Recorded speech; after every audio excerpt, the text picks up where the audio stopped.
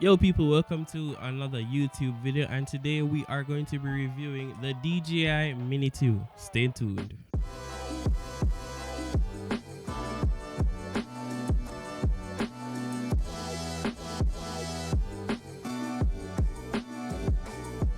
First of all, I want to say welcome back to the channel. If it's the first time that you're seeing this face on your screen, I want you to smash the subscribe button, smash the like button, leave a comment down below. This channel is all about pretty much like almost any and everything, where I post my travel vlogs, occasional like regular vlogs, content creation, tool tips, tutorials, gear review like this episode today. Stuff that I just want to talk about, but that's primarily what my channel is all about. So if you want to like find out what my life is like when I'm on the road, or what I do in my spare time, or how I come about in creating the content I make for Instagram, TikTok, and for my clients as a photographer and videographer, this is the channel for you.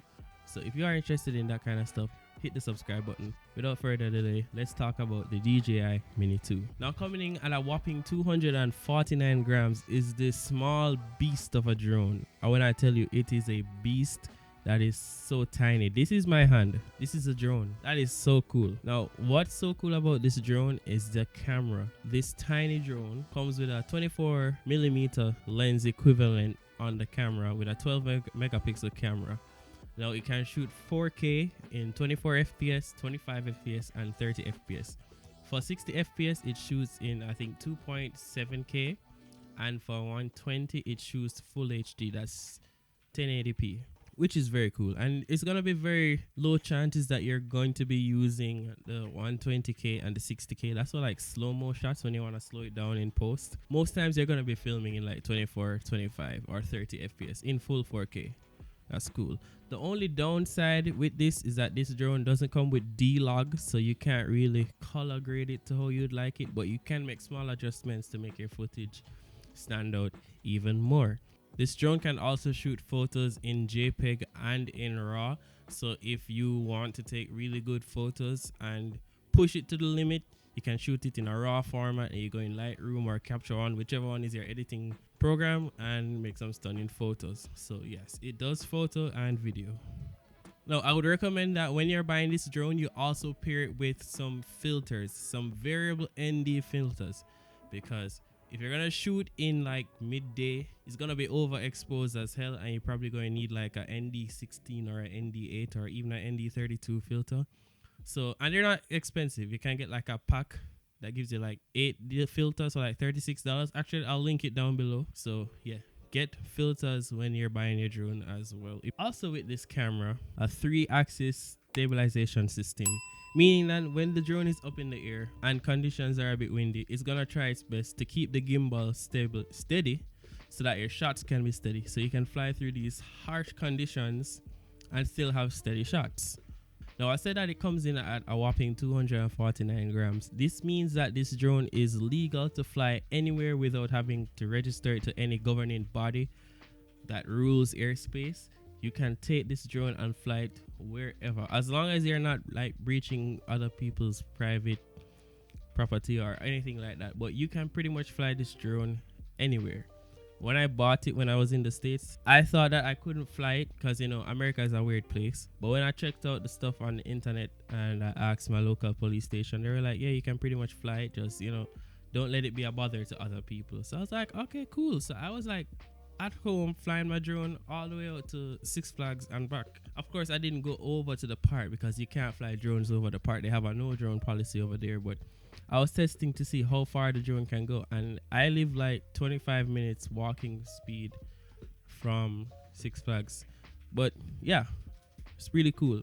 Now, they're gonna tell you that the drone has a flight time of 31 minutes. I'm gonna tell you it doesn't. It only gives you 31 minutes flight time if there's a windless condition and if you're flying in cine mode, which is the cinematics mode of the drone. That's when the drone is gonna fly slow, so you can get those really smooth shots and really smooth turns. if you're a beginner flyer, you're gonna fly in cine mode all the time. I think I'm at a level where I fly in normal mode now because I have a lot more control over the drone. Even though you see this black tape here, I've crashed this drone quite a few times and changed the propellers quite a few times, and that's gonna come as a drone pilot. Like once you get a drone, you're gonna crash it eventually, like a few times as well. That's all a part of the process. So yeah, this is how the drone is when it's folded up, palm of your hand.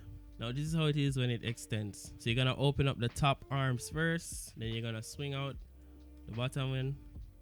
You can remove the gimbal cover and you are ready to fly. Now, what also comes with the drone is this really cool RC controller that you can get the analog sticks from here, screw them in. This is where you're gonna put your phone, and it comes with 3 cables in the pack. You get an Android cable, a Type-C cable, and you get the iPhone cable. So depending on the device that you're using, there's a cable to go with the RC controller. Now let's talk about the drone range, transmission range, what it says on the paper, and the reality of it all. This drone can fly up to 500 meters. That's the max height that this drone can go, which is very high, by the way. But legally, you are only allowed to fly up to 120 meters, and I think that's anywhere in the world, because above that, 121 and above, is airspace that airplanes and helicopters use. You don't want your drone to be flying above that height, because if you get caught in an airspace like that where a plane is passing by, a helicopter, your drone is probably going to be destroyed, and it's probably going to interfere with those things. You know, it could cause some accident. I don't know. But you don't want to fly a drone above 120 meters. And you won't need to, because even flying it at 70 meters is pretty high. Now, they tell you that this drone can transmit live footage up to 10 kilometers, and that is only under perfect conditions. So that means that there aren't any cell towers between you and the drone. There aren't a whole lot of metals. The temperature isn't too hot or too cold. A whole lot of metals within the area that you're flying the drone, all of that. So if you want 10 kilometers transmission, it's best that you fly like in a rural area where there isn't a lot of stuff like that. Realistic speaking, you probably can get like 2 to 3 kilometers transmission without the feed breaking. I've flew my drone 2K from my house, almost reached like downtown Kingston, and I saw like the feed was shaking up a bit, so I had to, send the drone in speed mode and come all the way back, because I was panicking. I was like, what if the drone crash? Of course, there's features that you can track down the drone, but I don't have the time to go look for a crash drone, so I just sent it in speed mode and came right back, landed it, and put it down for the day. That is cool. The drone is very easy to fly. As I said, you get this cool RC cable, RC controller. Pop this part up here, pop out the cable, put your phone in, plug in the cable, you turn on the controller, and it will automatically launch the app if the app is installed on your phone. Now, the app is the DJI Fly app. It is on the Apple Store, but it's not on the Google Play Store. So if you are on Android device and you need the DJI Fly app, you need to go to DJI website and look for the app and download the APK yourself. I had to learn that the hard way when my iPhone died when I was at Blue Mountain Peak, and I had to borrow a friend's phone, and I had to download the app, the APK. So I'm telling you now, if you are going to get this drone and you have Android device, it's not on the Google Play Store. Now, there are pros and cons to owning this drone. Now, because DJI was trying to make this drone as small and light as possible, it doesn't have a lot of features that the bigger drones have, like the Mavic 2S or the Mavic Air or whatever. It doesn't have like obstacle avoidance. It doesn't have that, because those are bigger sensors that would normally be in the front, and it can detect like when you're about to hit into something. It will give you like a warning, or it will pull up the drone for yourself, so it will stop the drone in movement. All of that, it doesn't have any of those features. However, it does have sensors underneath. So if you're like flying it and you put your hand under the drone is automatically gonna raise higher. It doesn't have obstacle avoidance. It doesn't come with a log setting. So for my creative people who like to color grade their videos, you won't be able to like fully color grade it because there's no log profile. However, I think the footage that you do get out of this camera is pretty good. I mean, look at the examples in this video. Like minimal editing done to it, and the footage is really, really good. Now, when it comes to flying the drone, as I mentioned earlier, the drone has 3 modes. When you look on the RC controller, it has cine mode, normal mode, and sport mode. Now, for beginners, you're gonna fly in cine mode, because that's gonna allow you to learn how to move the drone, how the drone actually works in the air. You get used to your controllers. Now, for me, I operate where This side controls up and down, or descend and ascend, and turning the gimbal left and right, while this side is where I'll go forward, backwards, and sideways, left and right movement with the drone itself. So this moves the drone, this raises the drone but turns the gimbal. That's how I fly. Some people do it flip. Now on the RC controller you have the gimbal scroll wheel. This allows you to like tilt the gimbal up or down. You have a record trigger right here, so you don't have to be touching the screen to record. You can just press this button here and it starts recording, or it takes a picture. You have the return to home button, or you can pause the drone mid-flight, and of course there's the power button. To turn on the controller and the drone, you just need to press and hold until you hear that sound. Once you hear that sound, the RC controller is on. Repeat the same button to turn it off, and it is off. To turn on your drone, you're gonna do it again, press and hold, and you're gonna hear that sound. That means the drone is on. Your drone is on. Press and hold to turn it off. You're gonna see the light flashing, and then you let go, it's gonna power off automatically. Now if you are looking to get this drone, it's gonna cost you, if you're getting like the regular drone by itself, no fly more combo, it's gonna cost you like $400 US.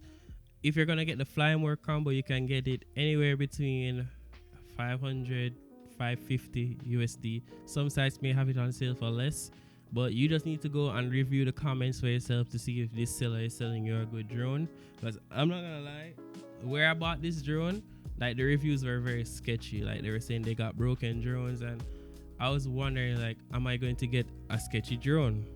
But when I got the drone and I inspected, I immediately realized it was actually a brand new drone. Like someone had bought the drone before, like from DJI themselves, and they decided that they didn't need the drone. The drone was still fresh in its plastic, fresh in the box. Everything was brand new, brand new.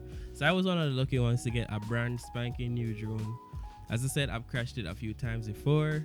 You're gonna crash your drone a few times. It's gonna happen. Just one of those things. So let's conclude. Lightweight, you can fly anywhere. The camera is cool, shoots 4K video. The drone is pretty easy to fly. It's got decent range under perfect conditions. Imperfect conditions, you can still get good flight time, like 20 minutes, 15 minutes out of it. I'd recommend that if you are buying the Mini 2 or even the Mini 3, get the Fly More combo. You're gonna crash your drone, you're gonna need to change propellers. And the Fly More combo gives you more batteries. So you get more batteries, more flight time. Really good drone, really good price point. You don't have to break the bank to buy a good drone. You can just get one of these. Unless you're gonna do like some super professional work, that's fine. This is the drone that you should get in 2023. So we made it to the end of this video. I hope that you thought about this, thought about getting a drone, and you've done your research. And I'm here to just help you with that research. If you decide to get this drone, there's a link in the description down below that you can go and check out to buy this drone. And this video is not sponsored by DJI. I am a really small channel, like 115 subscribers. With that being said, I'll see you when I see you.